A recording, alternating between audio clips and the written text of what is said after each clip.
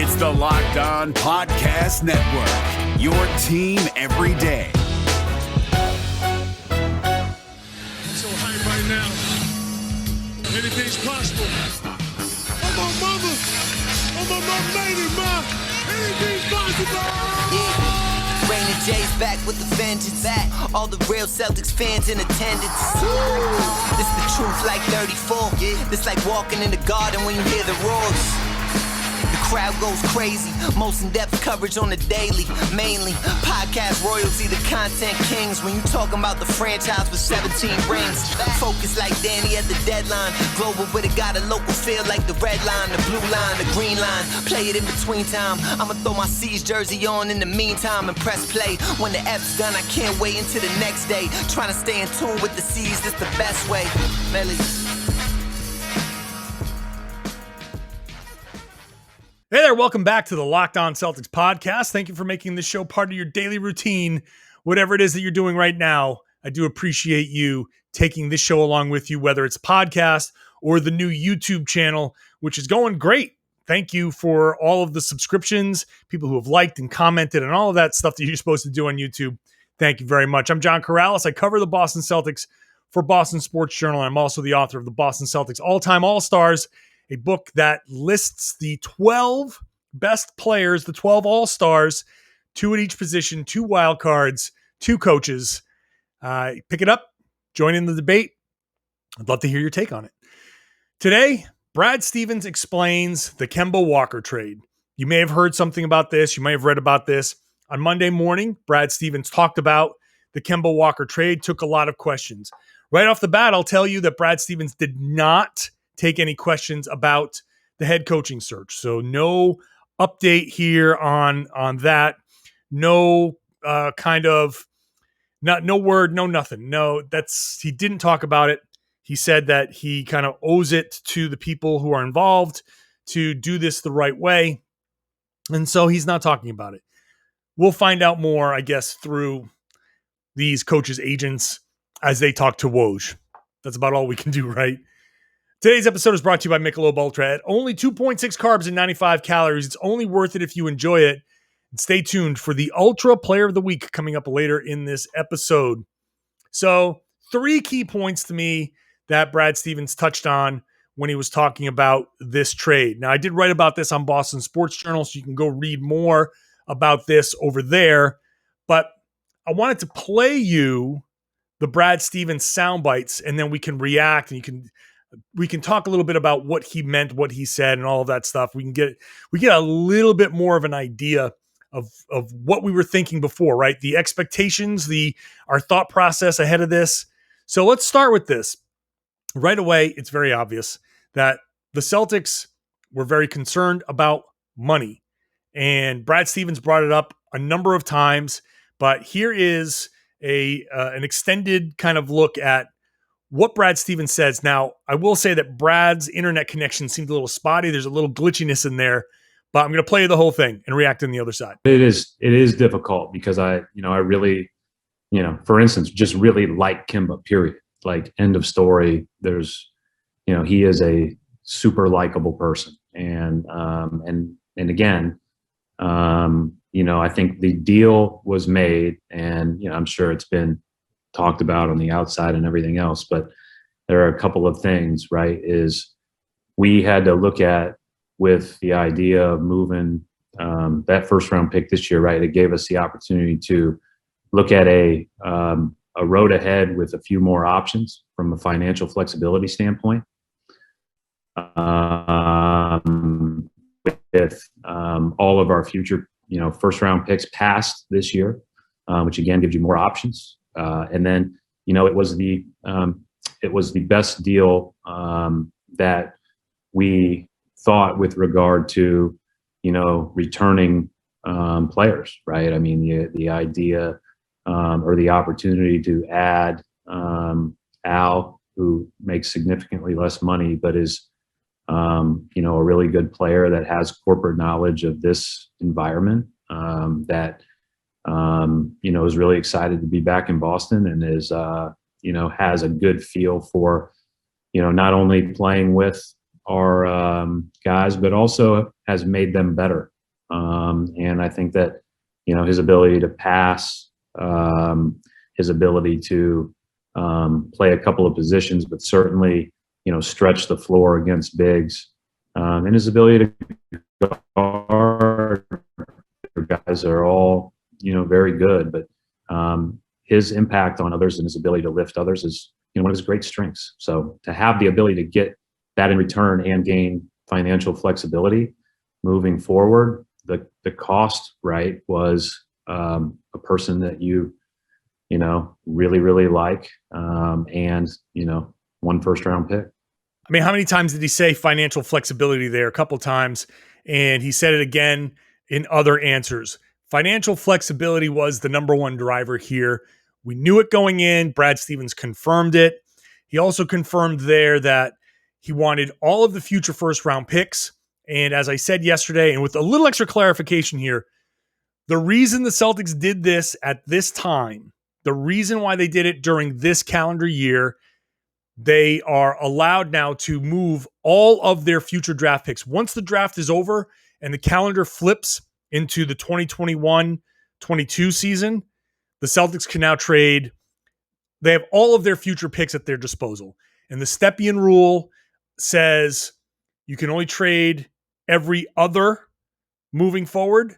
So by flipping, by doing this under the current calendar season, while it's still 2020-21, he can trade over the summer if he wanted to the 2022 draft pick and do 22, 24, and 26 with pick swaps in 23, 25, 27.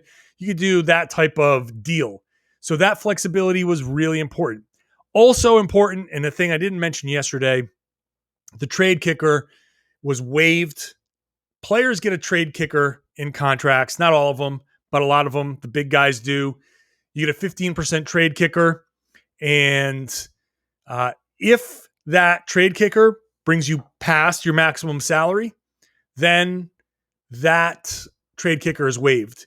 By doing it now, that eliminated that. That was the situation where the trade kicker was waived. That extra 15% would have been, maybe too much for OKC to they did Horford and Moses Brown, and Moses Brown helped match salaries. And if they had a trade kicker to deal with, maybe they wouldn't have been able to do just one player. They would have had to been a second one, and that might have been too much for OKC. So little technicality there, but the timing of this deal done now is to preserve this future flexibility. That's an important thing to remember here, because Brad Stevens very clearly, very obviously has other things in mind. He needed this financial flexibility to deal with maybe extending some guys. He talks about extending his own players, and he does that in a clip I'm going to play you in the next segment. He talks about maybe signing that we've heard about the re-signing of Evan Fournier. This might give them a little bit more financial flexibility to do that, but making sure that he had all the draft picks at his disposal allows the Celtics to go for that big swing. So by having Moses Brown, who knows? Maybe they trade him. Maybe they flip him. Maybe they think he's a replacement for Robert Williams. Who knows? I'll get to the bigs in the third segment, because that's certainly a topic of conversation now. But Brad Stevens basically telling us multiple times on Monday, this trade was about the money, and this trade was about getting that future flexibility. And also, yeah, by the way, Al Horford's a good guy to get, and having that veteran presence is nice, but it's all about getting that flexibility. Brad Stevens says a lot without saying a lot, but that was the acknowledgement there. The veteran presence thing is important, and I think something that a lot of people have talked about, having that veteran guy come in on a young team. That question was asked, and I will talk about that in the next segment. But right now it's time for our Michelob Ultra Player of the Week. And I'm going to give it to Kemba Walker because it's, I want my acknowledgement to Kemba on his way out the door. I had my stuff to say about Kemba yesterday, but Kemba put it on the line. He tried to play through the knee thing. All he wanted to do was play. And maybe when we look back over Kemba Walker's career, his desire or his need to play through things in a lot of ways is admirable, but it's also in a lot of ways kind of a cautionary tale. We love the Warriors. We love the guys who gut through things until them gutting through things hurts them too much. And then we say, why don't you back off? And we can't have it both ways. And I think Kemba's time in Boston and Kemba's time in Charlotte has shown us that maybe sometimes you got to be able to take a break. And I wish that Kemba had taken a break, because Kemba, when he was healthy in Boston, was really good. He was really, really good. And it's kind of a shame. The guy had 2 seasons in Boston. One playoff run was in the bubble. The other playoff run, he got hurt, and he didn't get a chance to play in front of a home crowd for a playoff game in Boston, a full home crowd, and experience that on the floor. So I think that it's a shame, but I thought he was a really good basketball player. He is a really good basketball player, and it's just kind of a shame how everything went. So I'm making him my Ultra Player of the Week. And we know it's only worth it if you enjoy it. And I enjoyed a lot of what Kemba Walker did here. At only 2.6 carbs and 95 calories, Michelob Ultra is a great way to enjoy basketball, and we know that joy creates success. So hopefully moving forward, we can get some more joy out of watching the Boston Celtics in the post-Kemba era. In the meantime, we'll talk about the other stuff next. I also want to tell you about Credit Karma Money, which is a new product from Credit Karma. They've always been there to help you make better financial decisions. I actually use Credit Karma all the time. It helps me keep up with my credit score. It gives me some ideas of how to stay healthy financially. And it's very important to, this is what the world is. Your credit score is really important. And also how you do business is important. So Credit Karma Money is a brand new checking account where you can actually win cash reimbursements for making purchases. When you see your Credit Karma Money debit card, when you use it, you can win daily instant karma purchase reimbursements on items up to $5,000. All right. So basically you buy something and maybe you can win a chance to get that money back. So Credit Karma Money has already given away over $3 million in instant karma to over 50,000 Credit Karma members and counting. Open your FDIC-insured spend account for free. No minimum balance requirements, no overdraft fees, which is big. Free withdrawals from a network of over 50,000 ATMs. And when you make a purchase between June 8th and June 30th, so if you've missed it, you got until June 30th, you're automatically going to be entered to win $1 million. So right now, visit creditkarma.com/winmoney to open your free account and start winning instant karma. Go to creditkarma.com/winmoney to sign up for free and start winning instant karma. That's creditkarma.com/winmoney. Instant Karma is sponsored by Credit Karma. No purchase is necessary. Exclusions and terms apply. See rules. Banking services provided by MVB Bank Incorporated. Member FDIC. Maximum balance and transfer limits apply. Today on the road to the finals, our NBA playoffs coverage is brought to you by Michelob Ultra. It's only worth it if you enjoy it. And at 2.6 carbs and 95 calories, we can all enjoy the games a little bit more this season. And Tuesday night is going to be one game. We're now down to one game a night in the NBA conference finals time. And game 2 of Suns Clippers Tuesday night. We'll see what happens with no Chris Paul, no Kawhi Leonard again. Can the Clippers come through and steal a game in Phoenix and go back home with home court advantage? Or is Phoenix just too much, just too good? And Phoenix is hopeful to have Chris Paul back soon. He's asymptomatic and he's been quarantining in Los Angeles. So if he's in Los Angeles and the series is in LA and he's cleared, he's right there. He's already in the city. So we're going to see what happens there. It's going to be an interesting series there. Moving back to Brad Stevens and the explanation of the Kemba Walker trade. So we already know that the trade was absolutely guaranteed now, done for money. That was the motivating factor, financial flexibility, and the ability to have all of their draft picks available for trade moving forward. So that's basically the number one thing. Number two, getting something in return that was useful is Al Horford, okay? And Moses Brown.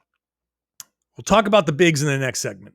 But for now, Al Horford provides more veteran help on a team that has needed more veteran help.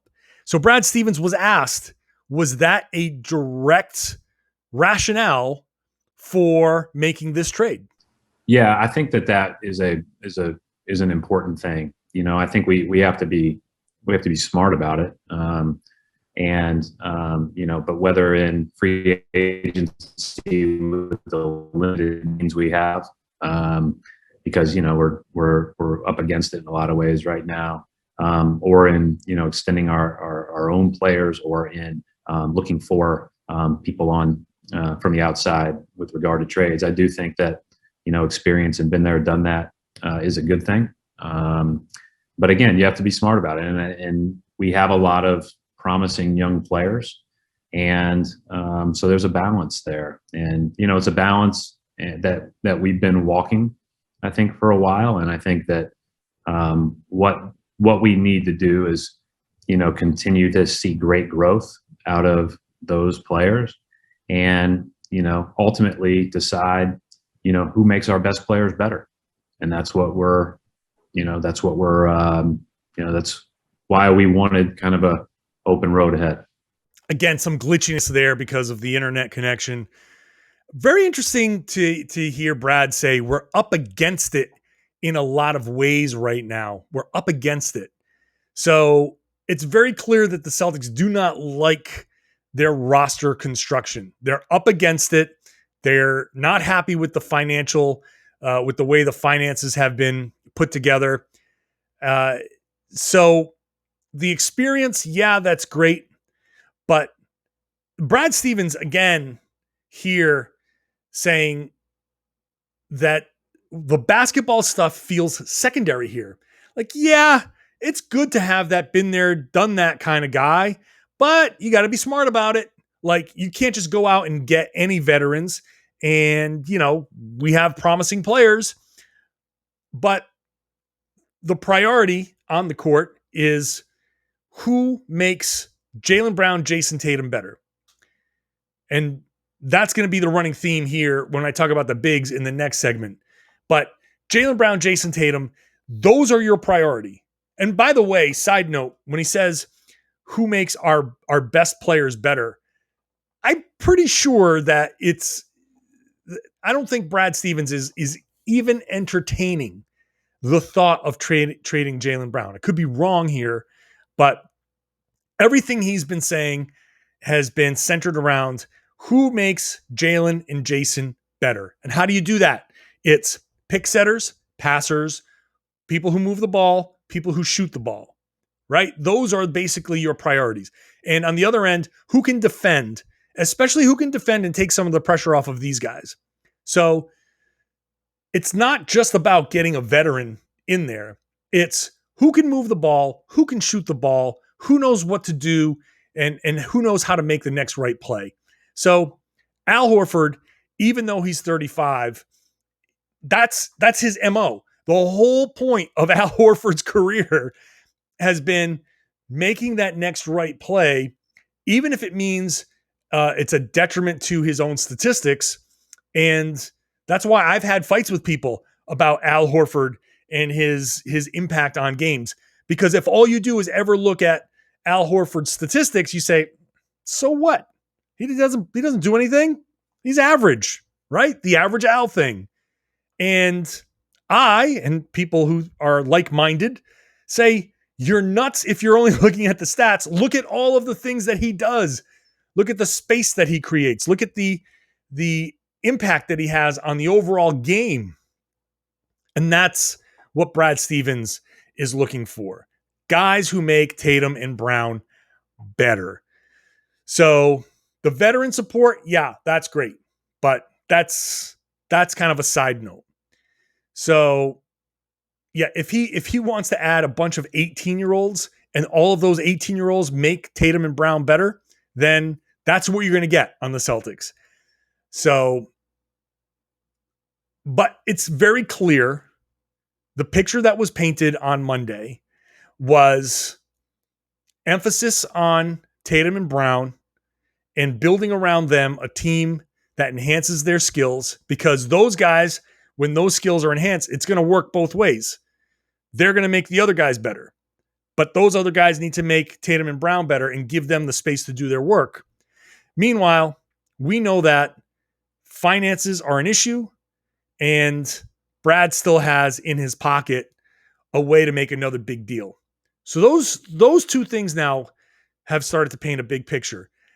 Up next, the big situation, because they've got 4 bigs, and what are they going to do about that? And I'll let you hear what Brad Stevens said about the next step in that front court. BetOnline is the fastest and easiest way to bet on all of your sports action. So if you want to bet on the NBA playoffs or baseball or whatever else, international sports, that soccer tournament that I keep forgetting, but I keep seeing on TV, you can go bet on that at BetOnline. Just use your laptop, your mobile device. You get news, you got sign-up bonuses, you got contests. It's all there. Use the promo code Locked On. When you sign up, you'll get a 50% welcome bonus. So if you log on, create your profile for free, sign up for free, and use the promo code Locked On, and you deposit $200, you'll get a $100 welcome bonus with that promo code on your first deposit. So don't sit on the sidelines anymore. Get into the game at BetOnline, your online sportsbook experts. Please gamble responsibly.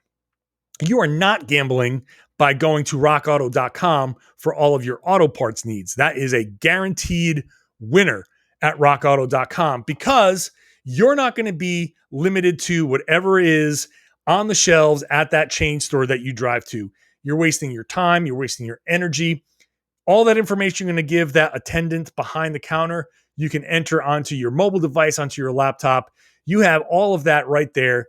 And they have a very easy to use catalog, easy to navigate catalog that gives you everything that you need. Tons and tons of options. So are you looking for something very complicated, like a part for your engine? Great.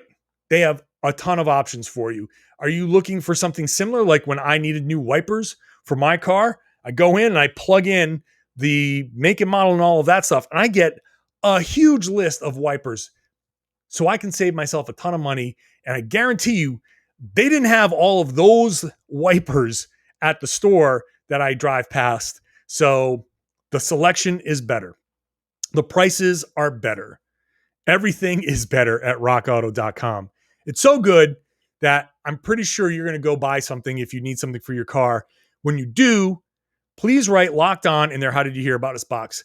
That's how they know we sent you. When you write Locked On in their How Did You Hear About Us box, it's an amazing selection, reliably low prices, all the parts your car will ever need at rockauto.com. Mentioned the playoffs earlier. The Nets and 76ers are not in the playoffs anymore, which we were getting ready for a Nets 76ers conference finals. They're both out. They have got a lot of questions to answer, and that's the topic on the new Locked On Today podcast. Make sure you're following Locked On Today. It's a great place to get all of your sports news in less time. It's about a 20-minute podcast with all the top stories from across all sports. So follow Locked On Today wherever you get your podcast or in the Odyssey app. So we've established now that money was the big factor, financial flexibility, future trade flexibility with the big, with all of the drafts draft picks available to Brad Stevens. We know that adding a veteran presence was sure nice, but not the priority. It's more the type of player that Al Horford is, not necessarily that he's been around for a while. That's going to be helpful for sure, but the fact that he's a ball mover and shooter and a guy that makes the right play is much more important. But that also makes Al Horford one of 4 bigs now on the roster, and that's not counting a 5th in Grant Williams. I don't know what happens there with Grant, but you've got Robert Williams, who most people agree would be the starter or is starter caliber. I don't know what they're going to do with Al Horford, if he's going to start or if he's going to come off the bench. What happens to Tristan Thompson? And then obviously Moses Brown. So Brad obviously asked about this because that's one of the big topics. Here's what Brad had to say. Rob is a guy that really, really wants to be good. He is a listener. He wants to improve. He will, he'll lean on every word Al says, obviously. And I think, they can help make each other better. And I think with those guys and Tristan and Moses, and then we still got Taco on his contract. We have a lot of decisions to make, but also a lot of flexibility. Those guys are, you're talking about some really good players at that position. And so, we'll see how it all shakes itself out. Yeah, I mean, we like Moses as an upside player. Obviously, I think we saw the best of Moses in our game, but he's a guy that got a bigger taste of the NBA this year and had great opportunity when he did play. He put up numbers, and so he's a guy that we're excited to learn more about and work with and see how he fits with our group. Again, I think the ability to make our wings better is going to be a huge part of the people that will be around them. Brad threw Taco in there, but I don't think that Taco's sticking around. I'd be surprised if Taco was sticking around, but I have to figure out. I thought that two years was the limit on 2-way contracts. So I'm pretty sure that unless they sign him full time, I got to double check that. I'm pretty sure that 2 years is the limit on 2-way guys. But regardless, it's odd. Now Brad is going to be political here and make sure everybody's included. Tristan Thompson is included in these conversations, and hey, maybe Tristan Thompson stays. I don't think he should. I don't think it's worth it. If you're remaking the roster and you want financial flexibility, his is a contract that could very easily go and it would not impact the Celtics very strongly. I think they can get rid of Tristan Thompson and maybe take a flyer on a guy making less. I've mentioned this before in the podcast.